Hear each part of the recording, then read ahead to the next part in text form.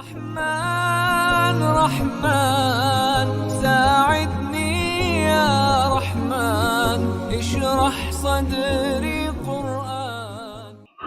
أعوذ بالله من الشيطان الرجيم. بسم الله الرحمن الرحيم. سيقول السفهاء من الناس ما ولاهم عن قبلتهم التي كانوا عليها قل لله المشرق والمغرب يهدي من يشاء إلى صراط مستقيم وكذلك جعلناكم أمة وسطا لتكونوا شهداء على الناس ويكون الرسول عليكم شهيدا وما جعلنا القبلة التي كنت عليها إلا لنعلم من يتبع الرسول ممن ينقلب على عقبيه وإن كانت لكبيرة إلا على الذين هدى الله وما كان الله ليضيع إيمانكم إن الله بالناس لرؤوف رحيم صدق الله العظيم. سورۃ البقرہ آیت نمبر 142 اور 143 تلاوت کی ہے، اور یہیں سے دوسرا پارہ شروع ہوتا ہے۔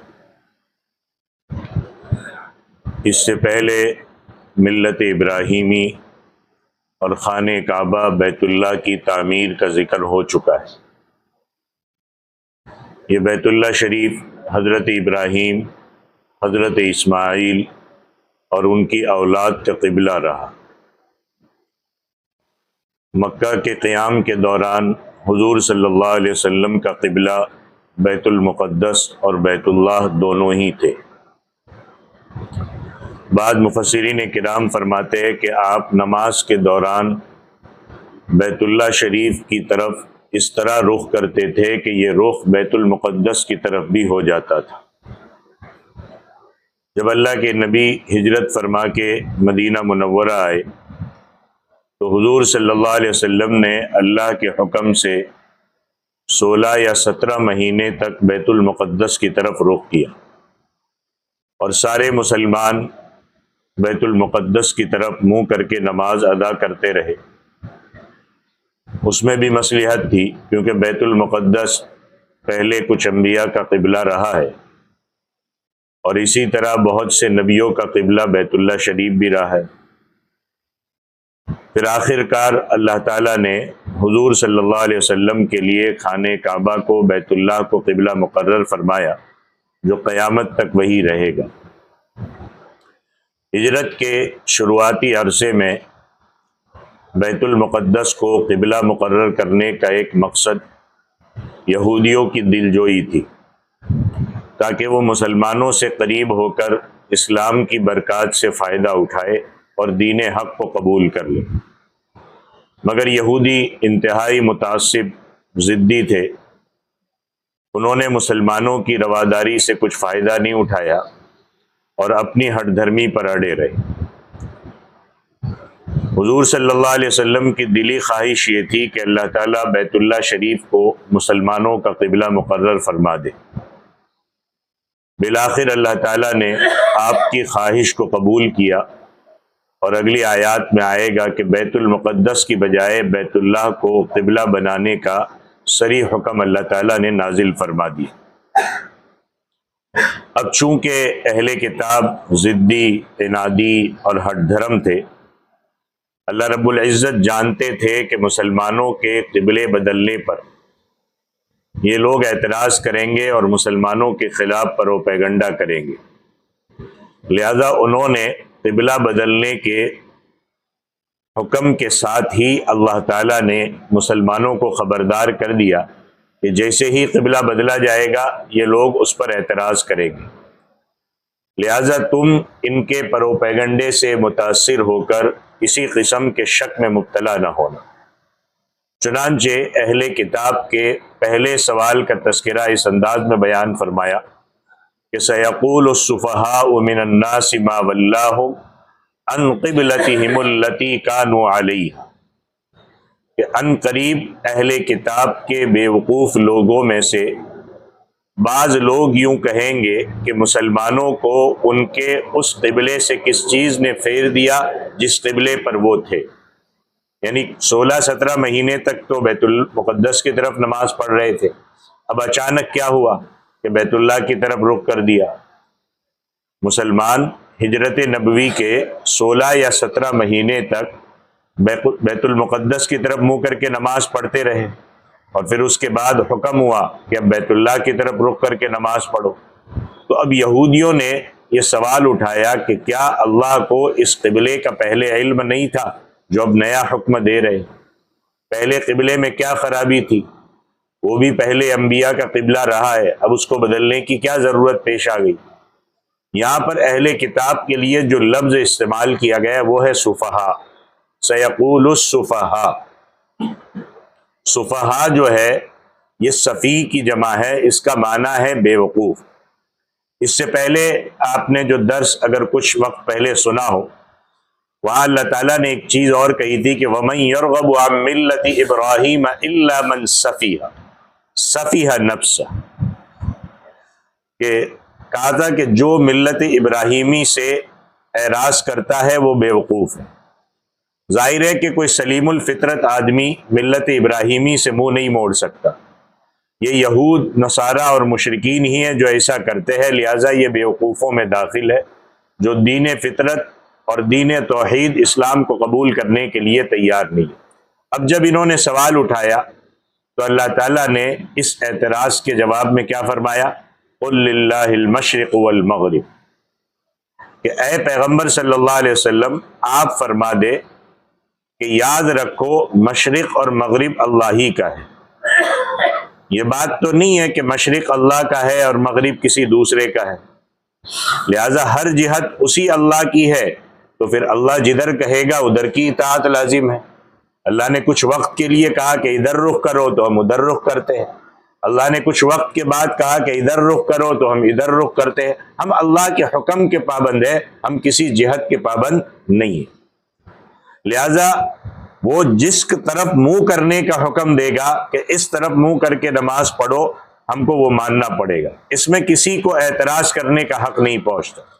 اور جو کوئی اللہ کے حکم کی تعمیل کرے گا وہ اللہ کی رضامندی کو پا لے گا، اور جو اعتراض اٹھائے گا اس حکم کو پورا کرنے میں چوں اور چرا کرے گا، لے تو لال کرے گا، وہ ملعون اور مردود ٹھہرے گا۔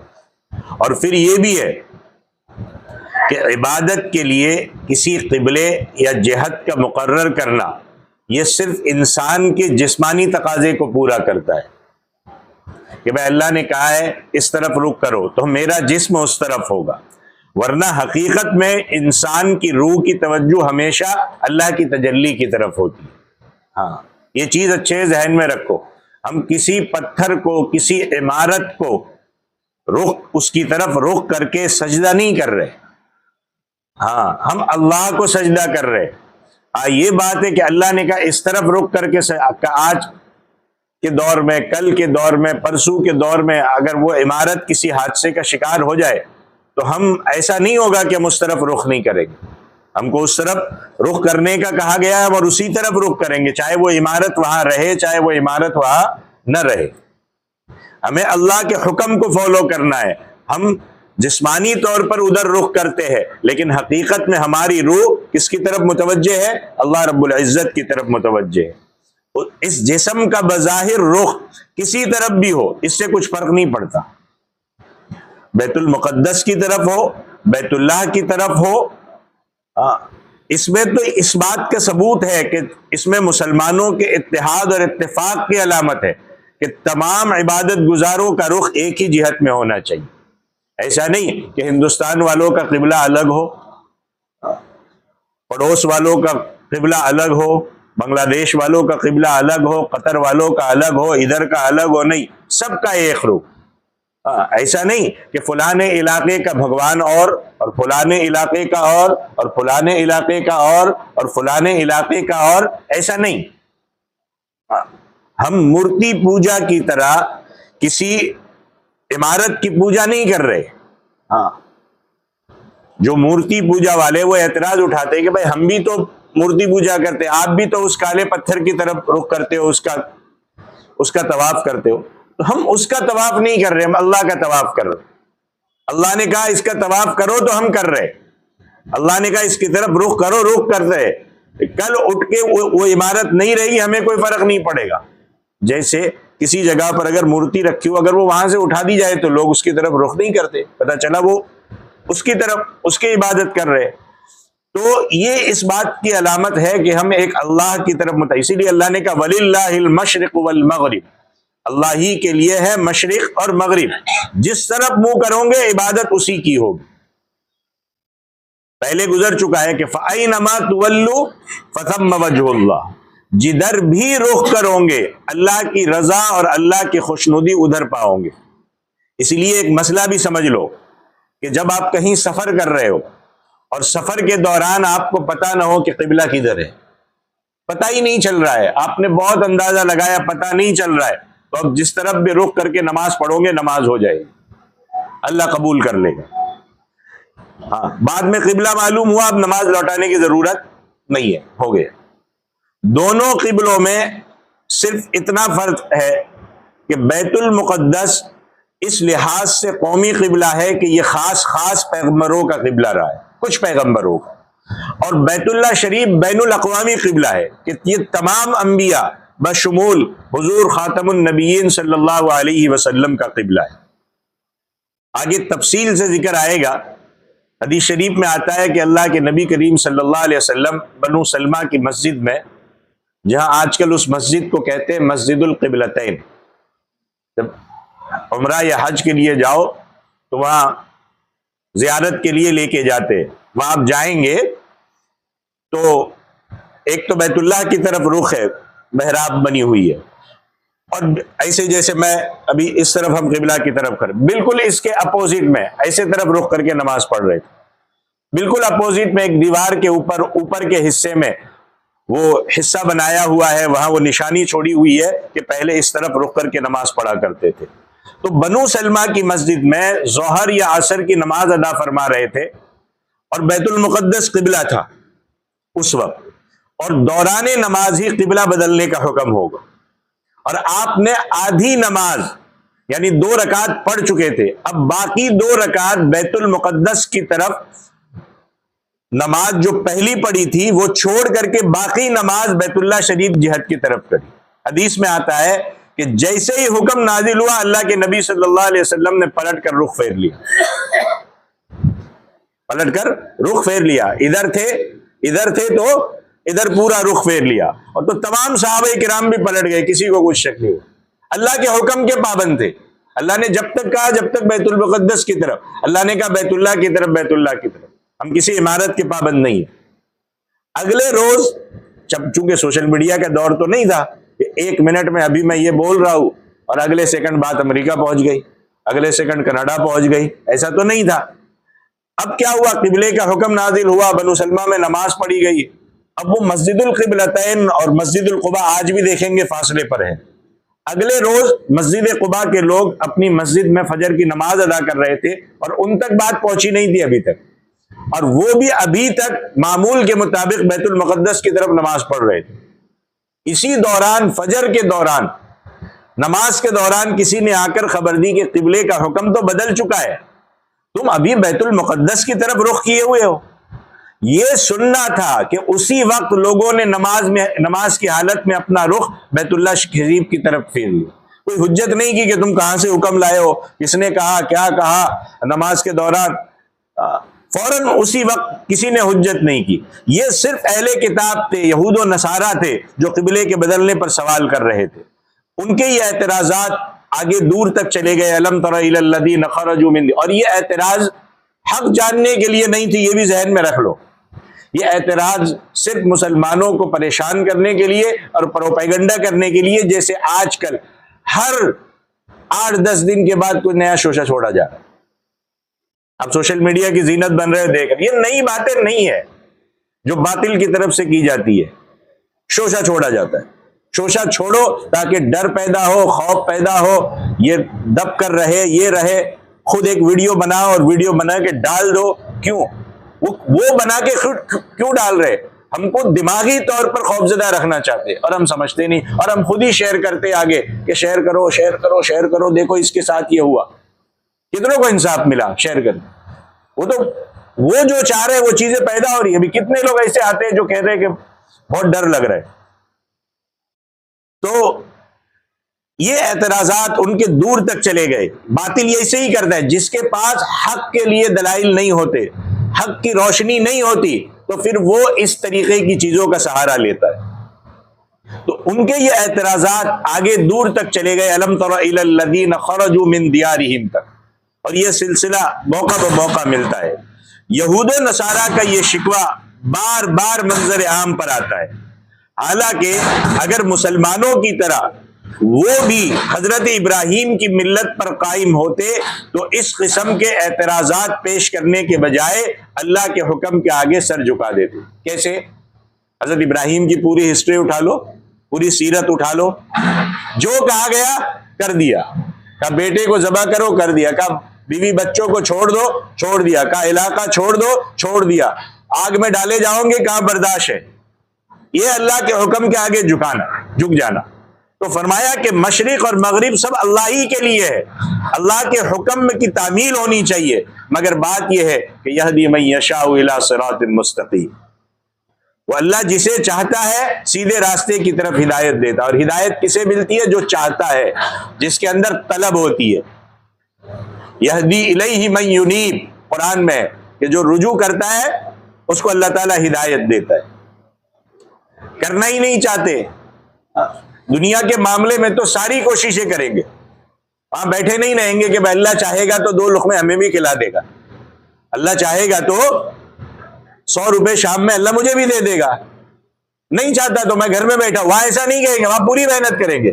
یہاں کہیں گے اللہ چاہتا تو میں نماز پڑھ لیتا نا، اللہ نہیں چاہتا اس لیے میں نہیں پڑھ رہا. بھائی آپ قدم بڑھاؤ گے جب ملے گا، آپ چاہو گے جب ملے گا. یہدی الیہ من ینیب، تو سیدھے راستے کی طرف ہدایت دیتا ہے.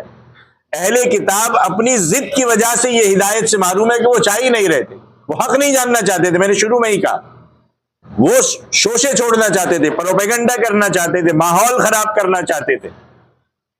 حالانکہ ان کی اپنی کتابوں میں بیت اللہ شریف کے افضل اور بین الاقوامی قبلہ ہونے کے احکام موجود ہیں. اور یہ پیشگوئی بھی پائی جاتی تھی کہ نبی آخر الزماں کا قبلہ بیت اللہ شریف یعنی خانہ کعبہ ہوگا. تو اللہ تعالیٰ نے فرمایا کہ جس طرح ہم نے تمہارا قبلہ افضل بنایا ہے، اسی طرح ہم نے تمہیں امت میں بھی افضل بنایا ہے. وَكَذَلِكَ جَعَلْنَاكُمْ أُمَّةً وَسَطًا. وسط کے جو لفظی معنی ہے وسط کے، یہ ہے درمیانے، یعنی تمہیں درمیانی امت بنایا. اور ظاہر ہے کہ جو درمیان والی چیز ہوگی وہ انصاف پر ہوگی، عدل پر ہوگی، اونچ نیچ سے پاک ہوگی، نہ ایک دم آگے بڑھ جائے گی نہ ایک دم وہ چیزیں کم کر دے گی. اور جو درمیانی چیز ہوتی ہے وہی افضل ہوتی ہے. گویا اللہ تعالیٰ نے امت محمدیہ کو وسط کا لقب دے کر اسے افضلیت کے مقام پر فائز فرما دیا. اور اس امت کے افضل ہونے کی غرض و غایت کیا ہے؟ لِتَكُونُوا شُهَدَاءَ عَلَى النَّاسِ، تاکہ تم دوسرے لوگوں پر گواہ بن جاؤ. وَيَكُونَ الرَّسُولُ عَلَيْكُمْ شَهِيدًا، اور رسول اکرم صلی اللہ علیہ وسلم تم پر گواہی دینے والے بن جائے. اب یہ دوہری گواہی حدیث شریف میں آتا ہے کہ اس دوہری گواہی کا مظاہرہ قیامت والے دن میدان محشر میں ہوگا. حضرت عبداللہ ابن مبارک رحمۃ اللہ علیہ اپنی کتاب الزہد میں ایک حدیث لائے ہے جس سے ان گواہی کی تفصیلات معلوم ہوتی ہے.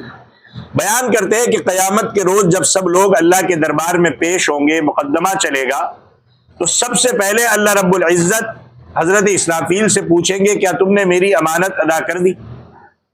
حضرت اسرافیل عرض کریں گے کہ ہاں باری تعالیٰ، میں نے وہ امانت حضرت جبرائیل علیہ السلام کو پہنچا دی تھی.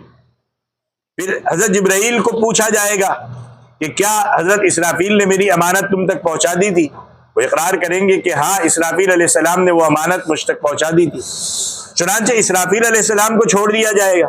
حضرت جبرائیل سے اور پوچھا جائے گا کہ تم نے میری امانت کے ساتھ کیا کیا؟ وہ عرض کریں گے کہ باری تعالیٰ، میں نے تمہاری امانت تمہارے رسولوں تک پہنچا دی. اب رسولوں کو طلب کر کے پوچھا جائے گا کہ کیا حضرت جبرائیل نے میری امانت تم تک پہنچا دی؟ تو رسول بھی عرض کریں گے کہ ہاں مولا کریم، جبرائیل نے تمہاری امانت ہم تک پہنچا دی. اللہ پوچھیں گے کہ تم نے اس امانت کے ساتھ کیا سلوک کیا؟ تو رسول جو ہوں گے وہ عرض کریں گے کہ ہم نے تمہارا پیغام اپنی اپنی امتوں تک پہنچا دیا. اب امتوں کو طلب کیا جائے گا پوچھا جائے گا کہ کیا میرے نبیوں نے میری امانت تم تک پہنچا دی؟ فمنہم المصدق ومنہم المکذب، ان میں سے بعض امتیں تصدیق کریں گی کہ اللہ تیرے نبیوں نے تیری امانت ہم تک پہنچا دی، بعض امتیں کہے گی کہ ہم تک وہ امانت نہیں پہنچی۔ اب انکار کرنے والی امتوں کے نبیوں سے کہا جائے گا کہ تم نے جو امانت پہنچائی اس پر گواہ پیش کرو کہ واقعی تم نے امانت اپنی امتوں تک پہنچا دی۔ تو انبیاء کرام اپنی گواہی کے لیے حضور صلی اللہ علیہ وسلم کی امت کا نام پیش کریں گے کہ محمد الرسول اللہ صلی اللہ علیہ وسلم کی امت سے پوچھ لو۔ اب امت محمدیہ کو طلب کیا جائے گا تو وہ لوگ اس بات کی گواہی دیں گے کہ نبیوں نے اپنی امانت اپنی اپنی امتوں تک پہنچا دی۔ اب وہ امتیں اس گواہی کا انکار کرے گی کہ مولا کریم یہ لوگ تو ہمارے زمانے میں تھے نہیں، ہم ان کو بالکل پہچانتے نہیں، لہذا یہ ہمارے خلاف کیسے گواہی دیتے کہ ہم تک امانت پہنچی تھی۔ اللہ پھر پوچھے گا کہ اے امت محمدیہ کے لوگوں، تم ان کی گواہی کیسے دیتے ہو جب تو تم ان کے زمانے میں پیدا ہی نہیں ہوئے؟ تو عرض کریں گے کہ یا اللہ آپ نے ہماری طرف آخری رسول بھیجا، کتاب نازل فرمائی، آپ نے خاتم النبیین صلی اللہ علیہ وسلم کے ذریعے سے اور آپ نے جو کتاب بھیجی اس کتاب نے بتایا کہ ان قد ابلغوا رسالات ربہم، کہ تمام نبیوں نے اللہ کا پیغام اپنی اپنی امتوں تک پہنچا دیا، لہذا ہم اس یقین کے ساتھ گواہی دیتے ہیں کہ واقعی نبیوں نے تمہارا پیغام پہنچا دیا۔ اس کے بعد اپنی امت کے تزکیے کے لیے اللہ تعالیٰ خاتم النبیین صلی اللہ علیہ وسلم کو بلائیں گے، آپ صلی اللہ علیہ وسلم اپنی امت کا تزکیہ کریں گے کہ یہ لوگ صحیح گواہی دے رہے۔ اسی کے متعلق قرآن میں ہے کہ جئنا من کل امت بشہید وجئنا بک علی ہؤلاء شہیدا، کہ ہم ہر امت میں سے ایک گواہ لائیں گے اور پھر ان سب پر آپ کو بطور گواہ کے پیش کیا جائے گا۔ فرمایا وما جعلنا القبلۃ التي كنت علیہا، اور نہیں بنایا ہم نے قبلہ جس پر پہلے آپ تھے یعنی بیت المقدس، الا لنعلم، مگر ہم جان لیں۔ اچھا قبلہ بھی کیوں بدلا یہ بھی سمجھ لو، اللہ فرما رہے الا لنعلم، اللہ ہر چیز کو جانتا ہے کہ کون صحیح رہنے والا ہے، کون غلط ہونے والا ہے، کون اعتراض کرنے والا ہے، کون ماننے والا ہے۔ یہاں اللہ کہتے ہیں جاننے سے کیا مراد ہے؟ کہ جاننے سے مراد ہے کہ اللہ تعالیٰ لوگوں پر ظاہر کر دے کہ کون سچا ہے کون کھوٹا ہے، کون کھرا ہے کون کھوٹا ہے، لوگوں پر ظاہر ہو جائے۔ تو اللہ کہتے ہیں من یتبع الرسول ممن ینقلب علی عقبیہ، کہ کون رسول کی پیروی کرتا ہے اور کون اپنی ایڑیوں پر پھرتا ہے یعنی انکار کرتا ہے، کہ کون کہتا ہے کہ ٹھیک ہے اللہ نے حکم دیا ہم چلیں گے، اور کون اعتراض کرتا ہے۔ وَإِن كَانَتْ لَكَبِيرَةً إِلَّا عَلَى الَّذِينَ هَدَى اللَّهُ، اور بے شک یہ چیز بھاری ہے، یعنی یہود و نصارہ پر اپنے قبل اول کو چھوڑنا بڑا دشوار ہے، سوائے ان لوگوں کو جن کو اللہ نے ہدایت سے نوازا ہے۔ ایسے لوگ ہی ملت ابراہیمی کی پابند ہیں، اور یہی لوگ اللہ رب العالمین کی فرما برداری کو اختیار کرتے ہیں۔ ان لوگوں کے لیے نئے حکم کی تعمیل بالکل دشوار نہیں، بس کہہ دیا اللہ نے کہہ دیا، وہ ہمیشہ اللہ کے حکم پر چلتے ہیں۔ اذ قال له ربه اسلم قال اسلمت لرب العالمین، کہ جب ابراہیم علیہ السلام کو ان کے رب نے کہا کہ فرما بردار ہو جاؤ، انہوں نے کہا میں اللہ کا فرما بردار ہوں۔ جو ارشاد ہو ماننے کے لیے تیار۔ تو جو اس قسم کے اصول پہ چلتے ہیں کہ ہم اللہ کے حکم کو مانتے، ان کے لیے قبلے کا بدلنا کوئی بڑی مشکل چیز نہیں ہے۔ نماز کے متعلق بھی یہی کہا اللہ نے کہ وَإِنَّهَا لَكَبِيرَةٌ إِلَّا عَلَى الْخَاشِعِينَ، کہ یہ نماز منافقین پر بڑی بھاری ہے، مگر ان لوگوں پر نہیں جن میں عاجزی اور اللہ کا ڈر جیسی صفات موجود ہے، ان کے لیے تو نماز راحت کا ذریعہ ہے، کیونکہ اس سے اللہ کا تعلق پیدا ہوتا ہے۔ تو یہاں پر بھی یہ فرمایا کہ قبلے کے بدلنے کا حکم اہل کتاب کے لیے مشکل ہے، مگر ان لوگوں کے لیے نہیں ہے جنہیں اللہ تعالیٰ نے ہدایت دی ہے۔ اب قبلے کے بدلنے سے متعلق اہل کتاب کا ایک اور سوال تھا کہ جو لوگ بیت اللہ شریف کے قبلہ مقرر ہونے سے پہلے انتقال کر گئے، انہیں بیت اللہ کی طرف رخ کر کے نماز پڑھنے کا موقع نہیں ملا، وہ تو بیت المقدس کی طرف منہ کر رہے تھے، لہذا اب جب نیا حکم آیا تو جو پچھلے بیت المقدس کی طرف رخ کر کے نماز پڑھ کے گئے ان کے نمازوں کی کیا حیثیت ہوگی؟ باطل ہمیشہ چھوڑتا نہیں ہے، وہ کچھ نہ کچھ شوشے چھوڑتا رہتا ہے کہ اب ان کی نمازیں قبول ہوئی یا نہیں ہوئی، اس کے جواب میں اللہ نے فرمایا وما کان اللہ لیضیع ایمانکم، کہ اللہ ایسے لوگوں کے ایمان ضائع کرنے والا نہیں۔ امام بخاری فرماتے ہیں کہ یہاں پر ایمان سے مراد نماز ہے، یعنی اللہ ایسے لوگوں کی نمازیں ضائع نہیں کرے گا جو قبلے کے بدلنے سے پہلے فوت ہو گئے۔ بھائی اس وقت اسی کی طرف منہ کر کے نماز پڑھنے کا حکم تھا تو ان کی نمازیں غلط نہیں ہوئی، جو حکم تھا اسی حکم پر چل رہے تھے، وہ کوئی غلط نہیں کر رہے تھے، تو اللہ ضائع نہیں کرے گا، ان پر کوئی گناہ نہیں۔ کیوں؟ ان اللہ بالناس لرؤوف الرحیم، اللہ لوگوں کے ساتھ بڑے ہی شفیق اور مہربان ہے۔